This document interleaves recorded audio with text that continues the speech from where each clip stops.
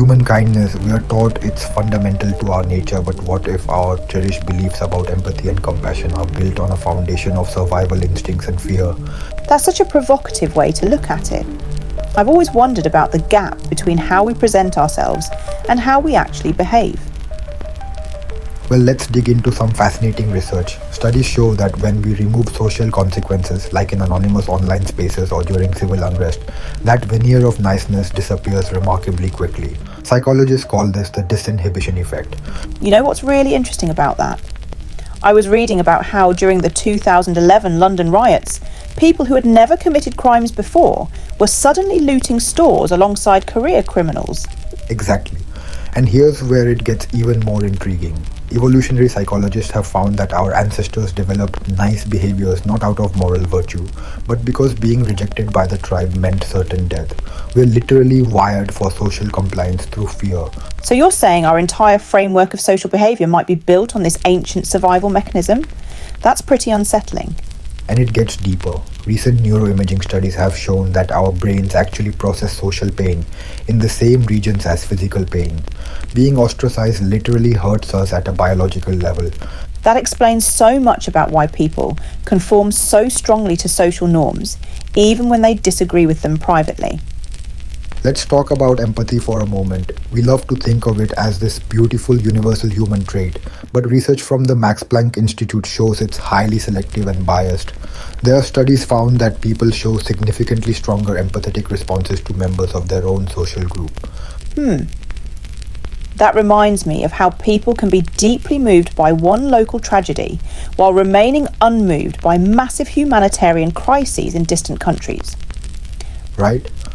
And here's a shocking statistic. Studies show that people exhibit up to 80% less empathetic response when viewing the suffering of those they consider other or outside their social group. It's called the empathy gap.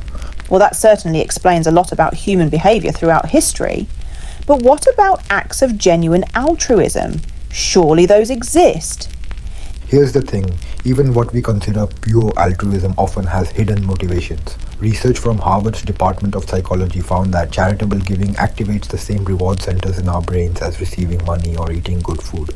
So you're suggesting that even when we think we're being selfless, there's still a self-serving element at play. Precisely. And social media has made this even more apparent. Studies show that people are 3 times more likely to perform acts of kindness if they can post about it online. It's what researchers call conspicuous compassion. That really puts all those viral random acts of kindness videos in a different light. And here's another fascinating aspect. Research on empathy fatigue shows that even professional caregivers can't maintain genuine empathy indefinitely. It's literally too exhausting for our brains to sustain. You know, this all makes me think about how we design our social institutions. Maybe instead of assuming people will naturally do the right thing, we need better systems that account for these limitations. That's exactly right.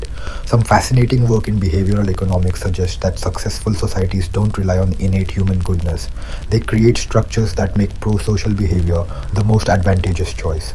Though I have to wonder, if we accept this darker view of human nature, doesn't that risk becoming a self-fulfilling prophecy? Well, here's the counterintuitive part. Understanding these limitations might actually help us be more genuinely kind. When we stop pretending niceness is our default setting, we can make more conscious choices about our behavior. That's actually quite hopeful in a way. It suggests that real kindness comes from awareness and choice, rather than just following our instincts. Exactly. And recent studies in positive psychology suggest that acknowledging our selfish impulses actually makes us more likely to override them. It's what they call the paradox of awareness. So maybe the path to genuine kindness starts with being honest about our nature, rather than denying it? That's right.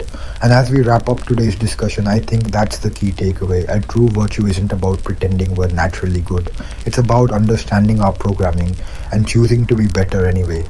That's such a powerful way to frame it. Really makes you think about every interaction differently. Well, that's all the time we have for today. Remember, awareness is the first step to genuine change. Until next time, keep questioning those comfortable assumptions about human nature.